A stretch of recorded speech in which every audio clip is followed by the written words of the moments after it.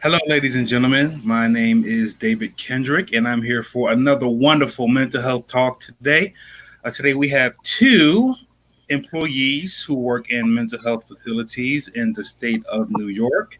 And the reason we're having this conversation today is because there are many people who, and not only in New York, but in the entire country, who need a little bit more help when it comes to their mental health services. And so we have mental health facilities that provide housing as well as community resources for those individuals who suffer from mental health illnesses and have different mental health challenges. So today we are here with Mr. Wesley Adams and Miss Tammy Haley Adams.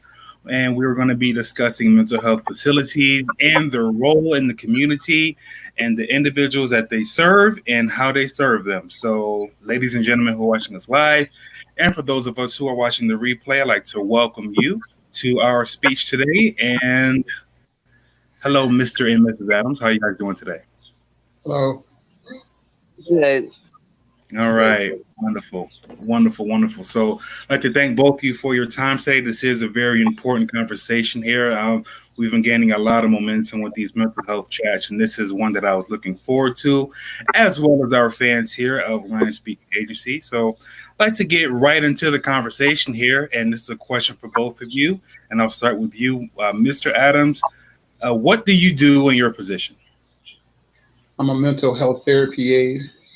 At this time, I work in the community with helping clients in their own homes. All right. And Mrs. Adams, what do you do? I am a residential program assistant, and I work in a group home setting. All right. Perfect. So there are individuals all around the country who need mental health services, who may not know where to turn, how they can get these services, and just what a mental health facility is all about. So this would be a question I'll ask both of you. Why do you think the mental health facilities are important? Well, I feel that they're important, one, because it provides a safe environment for someone who is going through a mental illness and they may have nowhere to go or family can't deal with them. So the facility is there to help them with that. I totally agree. Without the facilities, we would have a lot of people just on the streets, homeless, seeking help from the hospitals. Perfect, perfect. Now you two have different roles. So Wes, you work out in the community, and Miss Adams, you work in the actual mental health facility. So my next question will be for Wesley. So what do you see when you go out into the community and take care of your patients? My clients are in their own homes, and I assist them with getting to doctor's appointments, shopping, and just the regular home care. Okay. Okay. And then for Mrs. Adams, what do you see? What is life like for people who live inside the mental health facility since you work in the facility? Well, because we live in a group home, I work in a group home, um, and I'm basically on night shift. So my role is to supervise the residents as they take their medication, provide a safe environment for them um, during my shift. Okay. Perfect. Perfect. Now, we all hear this since we're in an election year, we hear about what each individual candidate is going to do, what kind of funding they're going to provide, what kind of funding that they would take away. So, how exactly is your mental health facility funded? All our mental health facilities here are funded by the state. Okay, okay, okay. Now, our next question, because there are such a wide variety of mental health facilities out there, or mental health illnesses and challenges that different people face, what type of person would qualify to receive your services from your mental health facility? It would be anyone who is in need of mental health facilities or are going through would have the opportunity to get our services. It would be their need. Okay, okay. And Miss I Adams, yes. Um, we have some people who go through mental health crises, and it may be something that they don't understand or their family doesn't understand what they're going through. So once they're placed inside a hospital and evaluated, they determine if you're eligible to come into a mental health facility.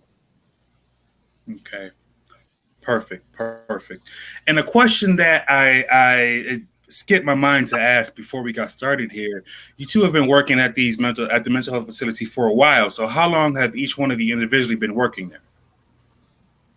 I have been working 21 years. And I've been working in this field for 25 years. Okay. Wow. So over 40 years of experience in the mental health field. That is a lot. I can imagine you guys see a lot of stuff every single day when you go to your job, and a lot of different experiences that you guys have here. And I appreciate your dedication to the field. With me being a veteran suffering from my own mental health challenges, can definitely appreciate people who are dedicated to the field, because I know it's not easy. I know when I went through a mental health breakdown after I got out the military, I gave people a hard time, and I know it's not easy to do what you guys do. So I want to commend both of you and just thank you for your dedication to the mental health field. And I'll move to my next question here. So a lot of individuals who suffer from mental health challenges, or they have a diagnosis of a mental health illness, they may not know exactly what they're going to do with themselves. And I can only imagine that their friends or their families may not know exactly what services to provide for them. So how does your facility protect the mental health of the patients who receive your services? Mr. Adams, I'll let you take that. Okay. Our facility houses and helps with organizing their medications, seeing doctors. We work on, or the doctors and the therapists work on helping folks get their access, and just giving them an opportunity for a regular life. Okay. Now you said access. Now, when you say access, what exactly do you mean by access? This is for either one of you as well. Mrs. Adams. When you say access, it's basically saying what is their diagnosis. It could be bipolar, schizophrenia, anything, but they label it as access 1, 2, 3, and so on. So you can have multiple mental illnesses. Okay. Perfect. And for those of you who are joining us throughout the conversation, or for those of you who are watching the replay, this is David Kendrick, owner of Lion Speaking Agency, and I'm with Mr. and Mrs. Adams. We're having a discussion about mental health facilities, the role that they play in the community, and the individuals that they serve. And the next question that I'll ask you guys, I mentioned this a little bit earlier, but we are in an election year, and a lot of decisions are being made about how our country and our states are going to be run for the next 4 years here. So for your mental health facility, how do tax cuts impact the services that your clients receive? Well, what I've seen due to tax cuts are no more programs for our residents to go to during the day. If there are any programs left, they're very limited. The staff is very limited. And we are basically having residents with mental illnesses with nowhere to go and nothing to do. Okay. And I know I can speak from personal experience being a veteran. An idle mind, having an idle mind is dangerous because for me, it led to drinking alcohol and just poisoning my mind with all this dangerous, opioids and mixing them with pills and finding all this trouble to get into. And that's why we have things like mental health courts now that are for these individuals who have a mental diagnosis and they get in trouble with the law. And the state see that, hey, well, this guy just has a mental diagnosis, and due to tax cuts, there may be a program that they were in that was conducive to their success, but now it's been cut. So I can only imagine those individuals who get into trouble and end up, in some type of mental health court. So it's very important that, whoever we vote for as governors of these individual states, make sure that mental health is funded. And that's just me speaking as a veteran who received mental health services in the state of Georgia, where I live. But I'll move on to my next question. If I could piggyback on what you just said, David, a lot of people feel that, dealing with the mentally ill is almost like being invisible. I feel like when they're doing their cuts, mental illness programs are the first things to get cut. And there should be more concern about the mentally ill than there is. And it makes our job very difficult when you have tax cuts. And like you say, you have to deal with the mentally ill, the idle minds, what they're thinking, what they may do during the day, because there is nothing to keep them occupied. Right. It also helps with their education about their mental illness. And that's the idea of having programs. With programs, our clients get to understand about their illness, why their medications help, why they shouldn't do other things like outside drugs or street drugs. It's an educational part as well, along with the groups that's needed. That's a great point, because speaking of my own experience here, being a veteran, when I got out of the military and I moved back home, there was many groups that I went to, and I spoke with other veterans who were dealing with opioid addiction, alcoholism, and it made me want to speak out a little bit more. And that's actually how I began my career as a professional speaker, by just seeing that when one person speaks up, other people speak up. And that's kind of why I named the business Lion Speaking Agency, because you get that collective roar of many people's voices, and then you can create actual change. So that was a great point by both of you. Next question I'll ask here, and this is for both of you. What or who determines the type of patient that receives, that lives in the community versus those that live inside the actual facility? My people come from the hospital usually, and they're starting their lives out in the community. So mine come from in-house usually. And the residents that we get also come from in-house. They work their way up to moving out of the main facility and going into an outside setting such as a group home. So it's pretty much a team effort as far as who is ready to come out into the community. Perfect. And Mrs. Adams, I want to ask you something. When we think of mental health facilities, some people think of an image of patients who are in straitjackets and padded rooms all day and just are stuck there being force-fed by nurses and just have no interaction with the outside world at all. So can you give us a realistic view of what it's like for clients who live inside of a mental health facility? Well, it's basically they have the freedom to work their way up, to go outside into the outside, not just inside the building. They work their way up, and it's an honor system. They have the right to have visitors. They have TVs to watch. They have people to talk to. They have their therapists, their counselors, whoever, their doctors. They're available for them. So their life may be restricted as far as, being on a ward, but they work their way up to get off that ward to do things, go downstairs, order food, have visitors. So it's pretty much they have freedom, but it's limited freedom. It all depends on how hard you want to work to get that outside access. I think that that's a great. Go ahead.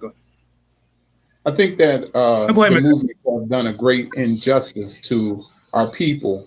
One Flew Over the Cuckoo Nest is what I'm speaking of. It shows people in despair. But a lot of our people are not in that kind of despair. They are educated people. They are mothers and fathers, sisters and brothers who have just had breakdowns or just happen to get sick. It's not that they're walking around in straitjackets or tied to chairs. These are human beings who have just had a hard time. So I really don't like the idea of people outside not knowing that these are just human beings. That's a great point. And once again, speaking from my personal experience living in Atlanta, the VA on Decatur, it's in the city of Decatur, they have a floor dedicated to veterans who suffer from mental health challenges or who just need a little bit more help than they would receive on the outside, seeing their one-on-one mental health therapist. And I have no problem saying I was going through a hard time a couple years ago, and I voluntarily went on this floor. And Mrs. Adams, it was kind of the same exact way you described. I was cut off from the outside world, but on that floor, they had programs set up for you to voluntarily go to because it was meant for you to be better. And it was meant for the veteran to recognize what they were going through and take part in these programs and realize, that, hey, things you aren't at the rock bottom that you actually think you are, and things will get better. And that was very insightful for me when you just said that, because it was the exact same thing when I went through my hardship with my mental illness that I experienced on the 4th floor at the VA. So that was very, very, very insightful. Next question that I have here, and kind of like what you said, Mr. Adams, that movie One Flew Over the Cuckoo's Nest, I believe it's with Jack Nicklaus. Yep. It was a kind of slander the mental health facility and mental health institutions. So for Mrs. Adams, I'll ask you, how long does someone stay in the mental health facility? Their stay basically depends on them. How bad do they want to get out? You have some who stay for years because they're that mentally ill that they need that extra help. Then you have some who stay for maybe a couple of months because they have the desire to get out and live life again. Sometimes we go through our mental illnesses, a breakdown or whatever, and it's a setback.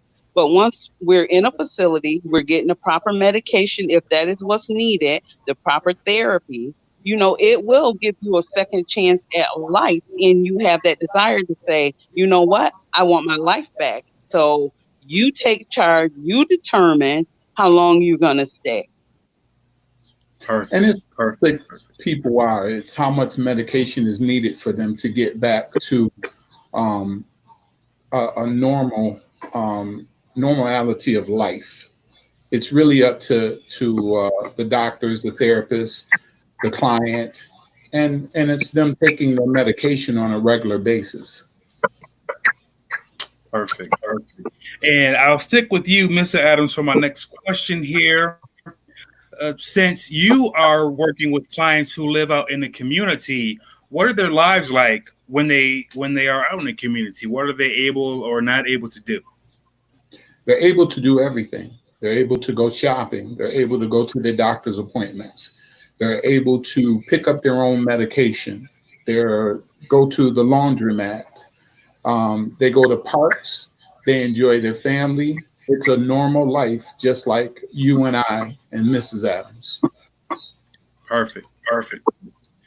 All right, and then this is the last question that I have for you, and I do want to thank both of you for your time today. For those of you who are out there watching this live, and for those who are watching the replay, as we wrap up here, this has been a conversation about mental health facilities, the role that they serve in the state, as well as the individuals that they serve.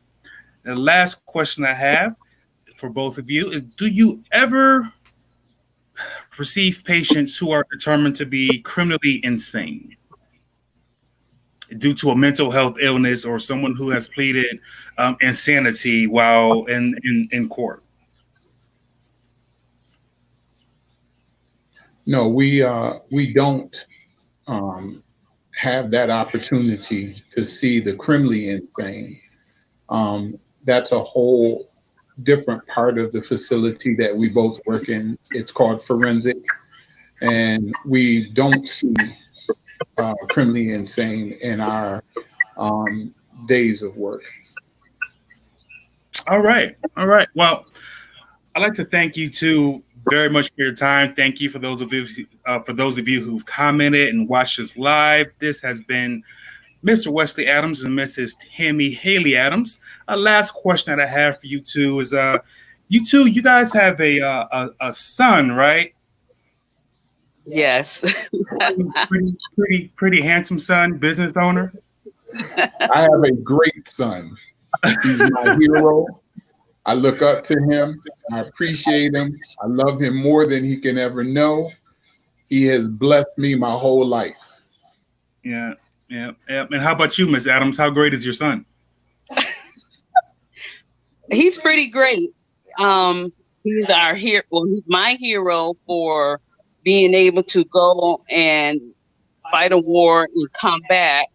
I feel that that's a thing that most people could not do. So I really appreciate his service and how he put his life on the line so that we may have the freedom to do what we want to do. Perfect, perfect. And for those of you who are watching live and watching the replay, this is my mom and my dad. And their dedication to the mental health facility has been basically almost my entire life, and I want to thank them for what they do. And they have definitely helped me along my transition with my own mental health challenges, especially when I got out of the military. They really didn't know what was going on. I am the only person in our family who was ever joined the military.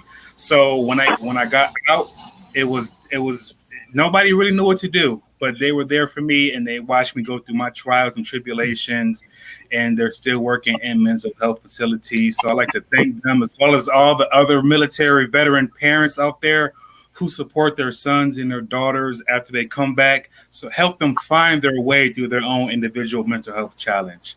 So this has been David Kendrick, owner of Lion Speaking Agency, with my mom and my dad, Wesley and Tammy Haley Adams. And I'd like to thank all of you who watch us live, and for those of you who have watched or who will be watching the replay, thank you for your time with us this Sunday. And I will leave you with a thank you for your time. Now, is there anything that you, mom and dad, would you guys like to say anything to anybody else who may be thinking about going into a mental health facility, or for those who are in a mental health facility, or just for anything for those people who have questions about mental health facilities? Is there any last thing you'd like to say?